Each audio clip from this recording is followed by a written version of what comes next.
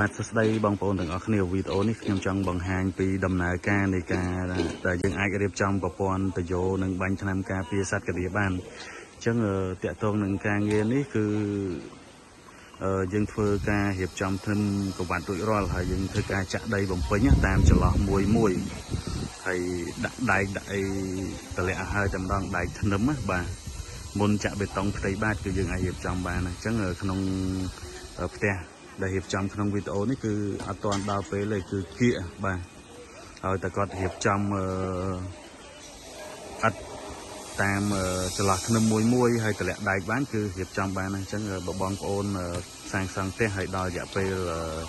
ដែលអាចរៀបចំបានគឺនៅពេលយើងរៀបចំធ្នឹមកវ៉ាត់ទៅចាក់ដីបំពេញបាទ